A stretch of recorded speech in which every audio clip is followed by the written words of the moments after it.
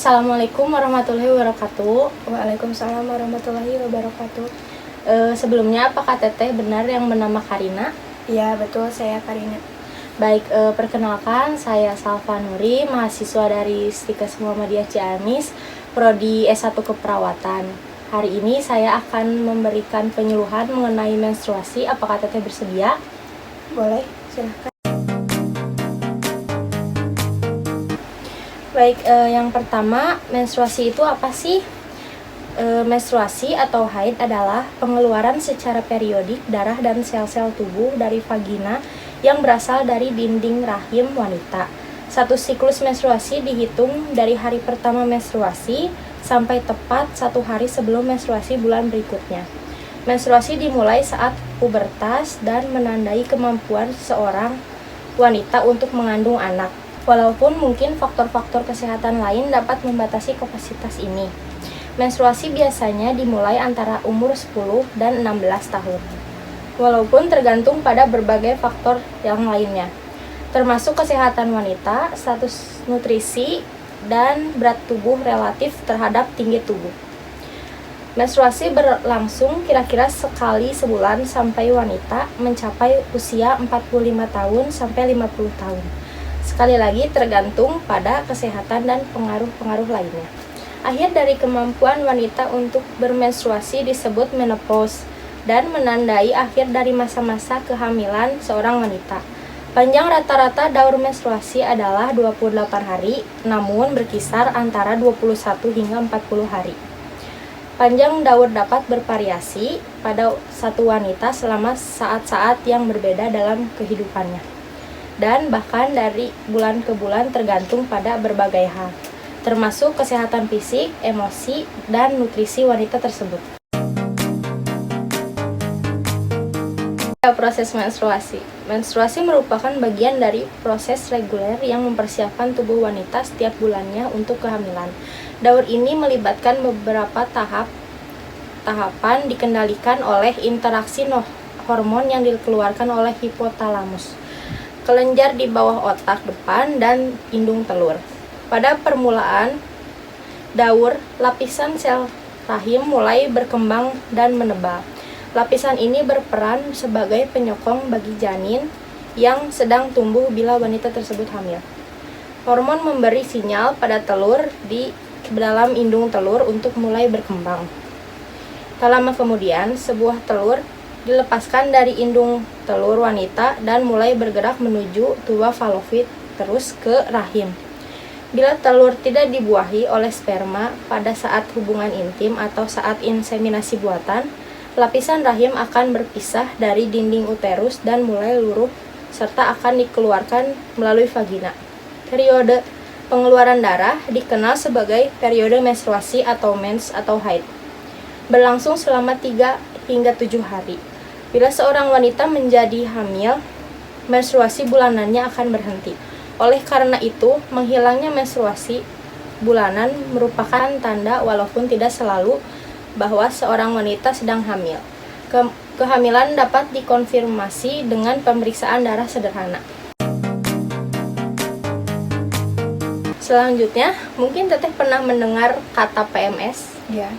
PMS atau pramenstruasi sindrom atau gejala pramenstruasi dapat menyertai sebelum atau saat menstruasi. Keluhan pada saat menstruasi terbagi menjadi 2, yaitu keluhan fisik dan keluhan biologis. Yang pertama ada keluhan fisik. Perasaan malas bergerak, badan menjadi lemas, serta mudah lelah. Lalu ada buah dada nyeri, tegang, dan sakit saat disentuh. Lalu mengalami kram perut yang disebut dysmenorrhea. Nafsu makan meningkat dan suka makan makanan yang rasa asam. Kepala nyeri, berat badan bertambah karena tubuh menyimpan air dalam jumlah banyak. Yang terakhir ada pinggang terasa pegal. Lalu kedua ada keluhan biologis, yaitu meliputi emosi menjadi labil. Biasanya kita mudah uring-uringan, sensitif, dan perasaan negatif lainnya. Yang terakhir ada kurang konsentrasi. Lalu ada cara mengatasi PMS. Yang pertama, kurangi makan makanan bergaram seperti kentang goreng, kacang-kacangan, dan makanan berbumbu untuk mengurangi menahan air berlebih. Yang kedua, kurangi makanan berupa tepung, gula, kafein, dan coklat.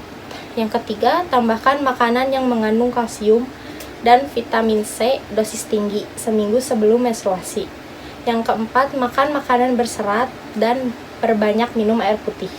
Dan yang terakhir ada, jika menstruasi cukup banyak mengeluarkan darah, perbanyak makan makanan atau suplemen yang mengandung zat besi agar terhindar dari anemia.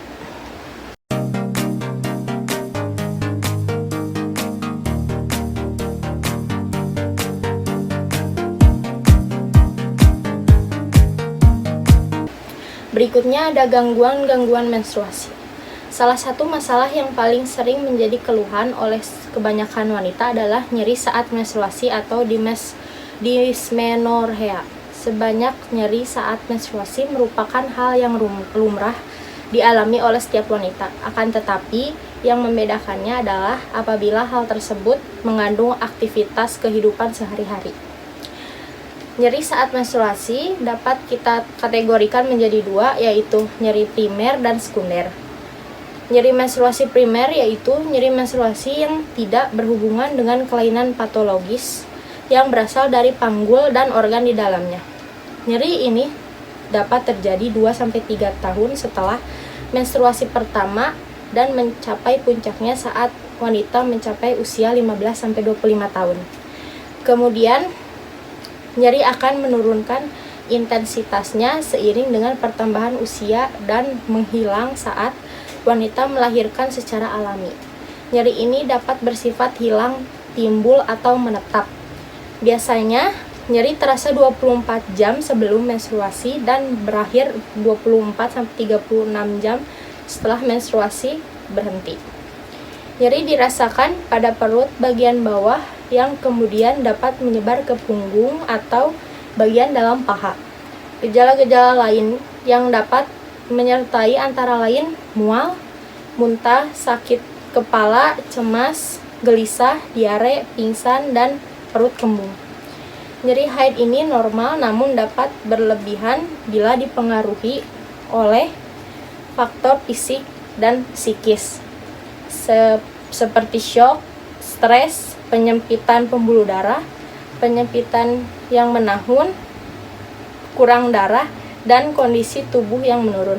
Gejala ini tidak membahayakan kesehatan. Apabila nyeri saat menstruasi muncul saat Anda berumur lebih dari 20 tahun, maka ini masuk dalam kategori kedua, yaitu nyeri menstruasi sekunder. Yaitu nyeri menstruasi yang berhubungan dengan kelainan yang berasal dari panggul dan organ di dalamnya. Biasanya nyeri ini terjadi 2 hari atau lebih sebelum menstruasi dimulai dan rasa nyeri akan semakin hebat saat menstruasi. Kemudian menghilang 2 hari atau lebih setelah menstruasi berhenti. Nyeri haid sekunder biasanya baru muncul kemudian, yaitu jika ada penyakit atau kelainan yang menetap seperti infeksi rahim, kista atau polip, tumor sekitar kandungan, kelainan kerudukan rahim yang dapat mengganggu organ dan jaringan di sekitarnya. Gangguan menstruasi lain yaitu amenorrhea atau tidak mendapatkan haid sama sekali. Ada beberapa hal yang dapat menjadi penyebabnya, disebut himne imperforata, yaitu selaput darah tidak berlubang sehingga darah menstruasi terhambat untuk keluar. Biasanya keadaan ini diketahui bila wanita sudah waktunya mens tetapi belum mendapatkannya. Dia mengeluh sakit perut setiap bulan. Untuk mengatasi hal ini biasanya dioperasi untuk melubangi selaput darahnya. Menstruasi anovulatory yaitu rangsangan hormon-hormon yang tidak mencukupi untuk membentuk lapisan dinding rahim, hingga tidak terjadi haid atau hanya sedikit. Kurangnya rangsangan hormon ini menyebabkan endometrium tidak terbentuk dan keadaan ini menyebabkan wanita tidak mengalami masa subur karena sel telur tidak terbentuk. Pengobatannya dengan terapi hormon Amenorrhea sekunder biasanya penderita sudah pernah mens sebelumnya. Hal ini diakibatkan oleh berbagai keadaan seperti hipotensi, anemia, infeksi, kelemahan kondisi tubuh secara umum. Selain itu, bisa juga disebabkan oleh stres psikologis. Apabila terjadi kondisi ini, sebaiknya pemeriksaan diri ke dokter.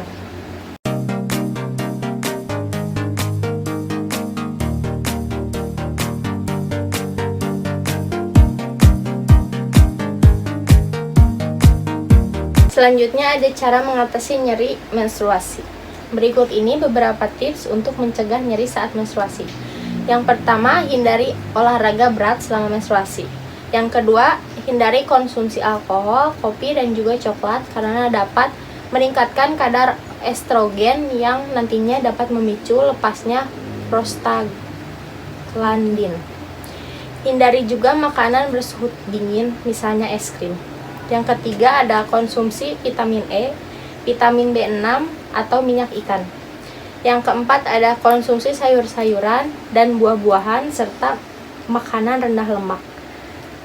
Lalu ada beberapa hal yang dapat kita lakukan untuk mengatasi sakit perut saat menstruasi. Yang pertama, kompres dengan botol panas atau hangat tepat pada bagian yang terasa kram. Biasanya di perut atau di pinggang bagian belakang. Yang kedua, mandi air hangat. Boleh juga menggunakan aromaterapi untuk menenangkan diri. Yang ketiga, ada minum minuman hangat yang mengandung kalsium tinggi. Yang keempat, menggosok-gosok perut atau mengelus perut atau bagian yang sakit. Yang kelima, ambil posisi menungging sehingga rahim ke bawah. Ini bisa membantu relaksasi. Yang keenam, ada tarik napas dalam-dalam secara perlahan untuk relaksasi. Yang terakhir ada menjaga kebersihan saat menstruasi. Yang pertama, jagalah kebersihan daerah kewanitaan. Yang kedua, bersihkan dengan air dari depan ke belakang. Yang ketiga, gantilah pembalut minimal 3 kali sehari. Teh Karin untuk pemaparan materinya telah selesai. Selanjutnya saya akan melakukan evaluasi. Metode evaluasinya yaitu pemberian pertanyaan. Jenis pertanyaannya ada 5 pertanyaan. Saat saya memberikan pertanyaan, Teh Karin boleh langsung menjawabnya. Apakah Teh Karin bersedia? Baik, bersedia. Baik, yang pertama, apa itu pengertian menstruasi? Menstruasi atau haid adalah mengacu kepada pengeluaran secara periodik darah dan sel-sel tubuh dari vagina yang berasal dari dinding rahim wanita. Yang kedua, sebutkan gangguan-gangguan menstruasi. Nyeri saat menstruasi, dysmenorrhea dan amenorrhea, atau tidak mendapatkan haid sama sekali. Gejala-gejala lain yang dapat menyertai antara lain yaitu mual, muntah, sakit kepala, cemas, gelisah, diare, pingsan, dan perut kembung. Yang ketiga, sebutkan cara mencegah nyeri saat menstruasi. Yang pertama, hindari olahraga berat selama menstruasi. Yang kedua, hindari konsumsi alkohol, kopi, dan juga coklat karena dapat mengakibatkan kadar estrogen yang nantinya dapat memicu lepasnya prostaglandin. Yang ketiga, konsumsi vitamin E, vitamin B6, atau minyak ikan. Yang terakhir, konsumsi sayuran, buah-buahan, serta makanan rendah lemak. Yang keempat, sebutkan 6 cara mengatasi sakit perut saat menstruasi. Yaitu pertama, kompres dengan botol panas atau hangat tepat pada bagian yang terasa kram. Yang kedua, mandi air hangat, boleh juga menggunakan aromaterapi karena dapat menenangkan diri. Yang ketiga, minum minuman hangat yang mengandung kalsium tinggi. Yang keempat, menggosok-gosok perut atau pinggang yang sakit. Yang kelima, yaitu ambil posisi menungging sehingga rahim tergantung ke bawah. Ini bisa membantu relaksasi. Yang terakhir ada tarik nafas dalam-dalam secara perlahan untuk relaksasi. Pertanyaan yang terakhir, sebutkan cara menjaga kebersihan saat menstruasi. Yang pertama bisa menjaga kebersihan daerah kewanitaan. Yang kedua, membersihkan dengan air dari depan ke belakang. Yang terakhir, gantilah pembalut 3 kali sehari. Teh Karin, penyuluhan telah selesai. Terima kasih atas waktunya. Mohon maaf bila ada kesalahan. Wassalamualaikum warahmatullahi wabarakatuh. Waalaikumsalam warahmatullahi wabarakatuh.